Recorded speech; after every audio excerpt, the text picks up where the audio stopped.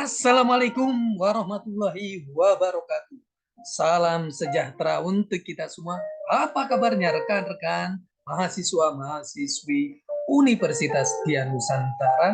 Kita berjumpa kembali di mata kuliah pengantar manajemen di pertemuan yang ke-6. Tidak terasa kita sudah memasuki pertemuan yang ke-6. Mudah-mudahan Allah Subhanahu wa taala, Tuhan Yang Maha Esa, memberikan kita keberkahan, kesehatan sehingga kita bisa menyelesaikan mata kuliah ini dengan lancar dan sukses. Rekan-rekan semuanya, sebelum kita memulai proses belajar mengajar ini, alangkah baiknya sama-sama kita berdoa agar proses belajar mengajar ini berjalan sukses dan lancar. Berdoa menurut keyakinan dan kepercayaan masing-masing. Berdoa dimulai.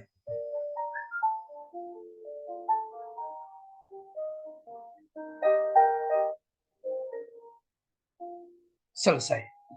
Rekan-rekan semuanya, di pertemuan yang ke-6 ini, saya akan membahas materi yang sangat menarik sekali. Mohon izin saya share materinya. Di pertemuan yang ke-6 ini, kita akan membahas mengenai pengorganisasian. Ini materi yang sangat menarik sekali.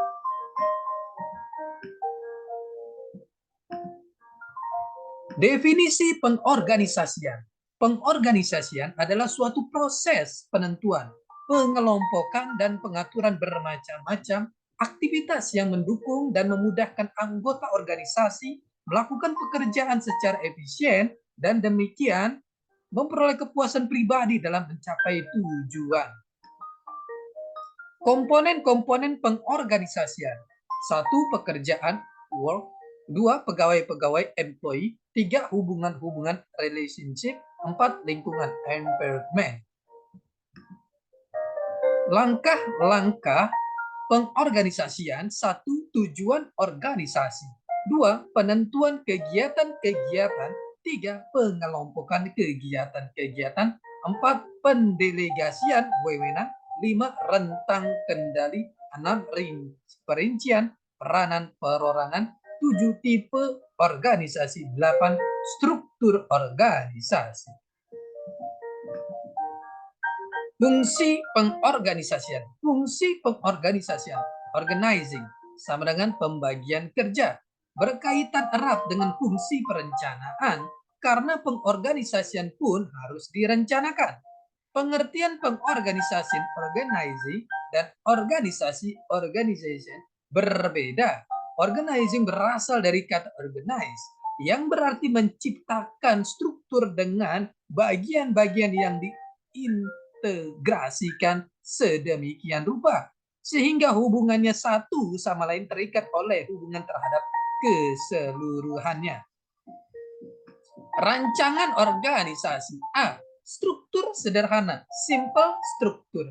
Struktur sederhana adalah sebuah struktur yang dicirikan dengan kadar departementalisasi yang rendah, rentang kendali yang luas, wewenang yang terpusat pada seseorang saja, dan sedikit formalisasi.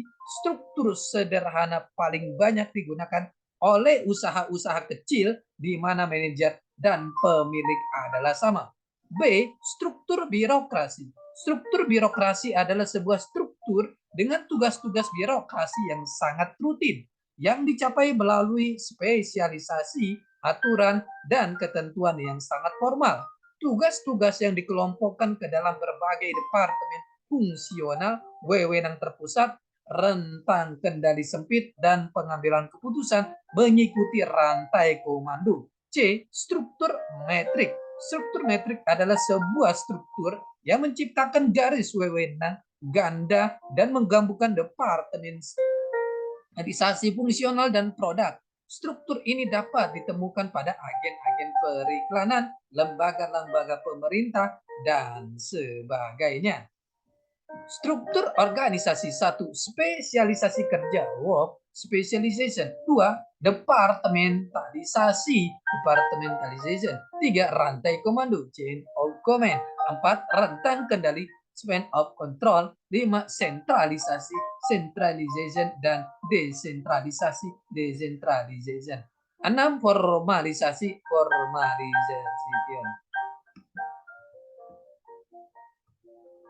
Pengorganisasian, definisi pengorganisasian menurut Stoner 1996. Pengorganisasian, organizing, merupakan suatu cara pengaturan pekerjaan dan pengalokasian pekerjaan di antara para anggota organisasi sehingga tujuan organisasi dapat dicapai secara efisien.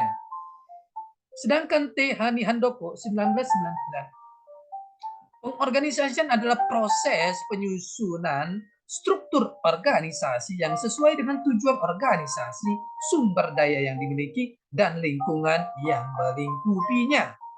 Dr. Andes H. Malayu SP Hasibuan, pengorganisasian adalah suatu proses penentuan, pengelompokan, dan pengaturan bermacam-macam aktivitas yang diperlukan untuk mencapai menempatkan orang-orang pada setiap aktivitas ini, menyediakan alat-alat yang diperlukan, menetapkan wewenang yang secara relatif didelegasikan kepada setiap individu yang akan melakukan aktivitas-aktivitas tersebut.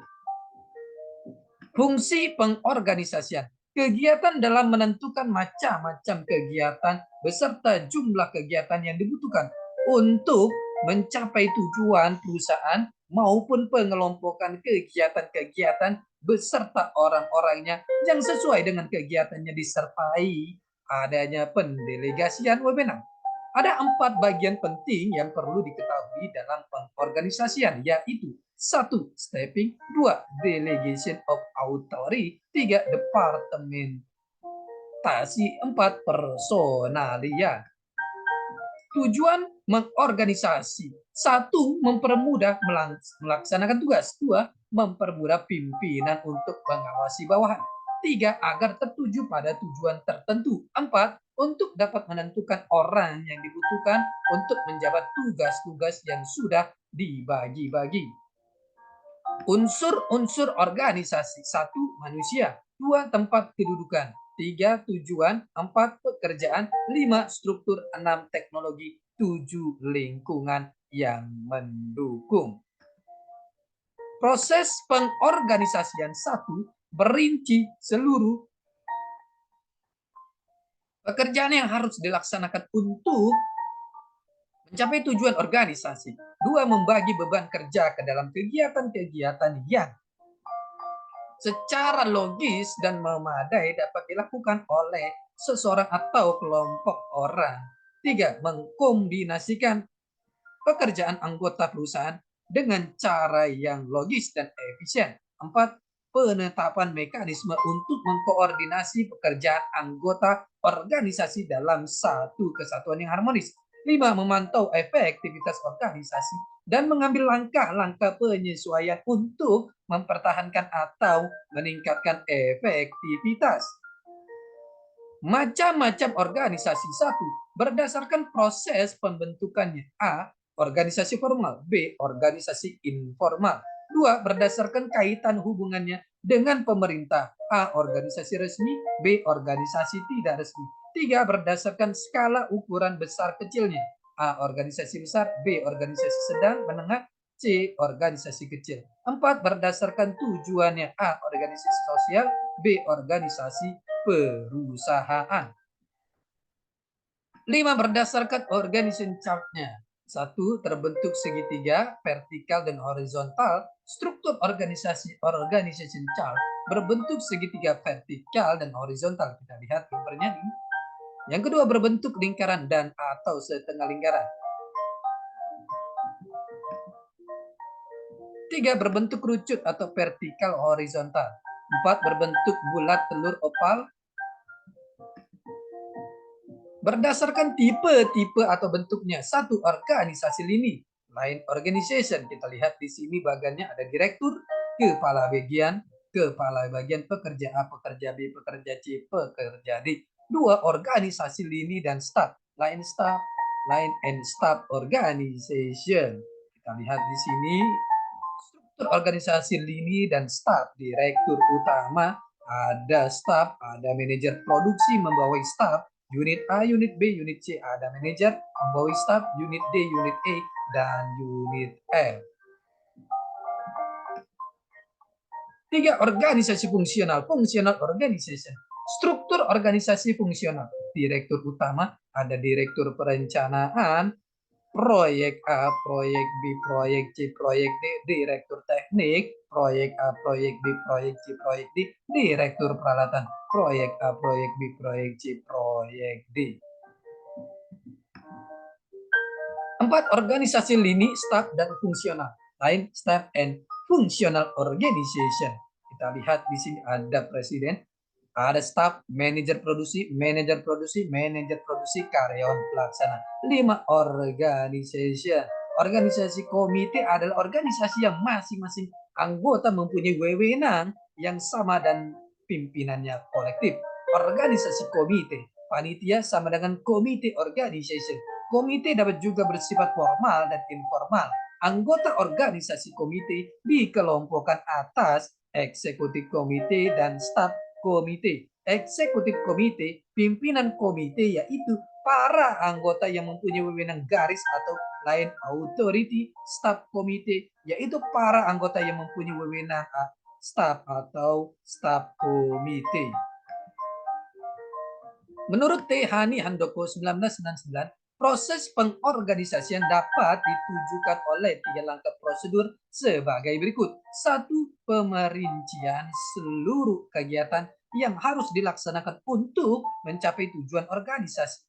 2. Pembagian pekerjaan total menjadi kegiatan-kegiatan yang secara logis dapat dilaksanakan oleh 1 orang. Pembagian kerja ini sebaiknya tidak terlalu berat atau juga tidak terlalu ringan. 3. Pengadaan dan pengembangan suatu mekanisme untuk mengkoordinasikan pekerja para anggota organisasi menjadi kesatuan yang terpadu dan harmonis. Prinsip organisasi. 1. Principle of objective. 2. The principle of balance. 3. The principle of specialization. 4. The principle of continuity. 5. The principle of flexibility. 6. The principle of simplicity. 7. The principle of unity of command. 8. The principle of span of control. 9. The principle supervisory channel. 10. The principle of communication. 11. The principle of coordination.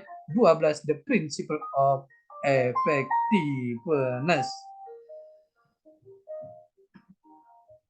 Dasar-dasar pendepartemen ditentukan berdasarkan fungsi-fungsi perusahaan. Kita lihat di sini. Direktur utama, departemen produksi, departemen perdagangan, departemen keuangan, departemen keamanan. Rekan-rekan semuanya, ini adalah pertemuan kita yang ke-6. Kita akan berjumpa di pertemuan-pertemuan selanjutnya. Tetap semangat belajar untuk mencapai kesuksesan. Salam sehat selalu. Assalamualaikum warahmatullahi wabarakatuh.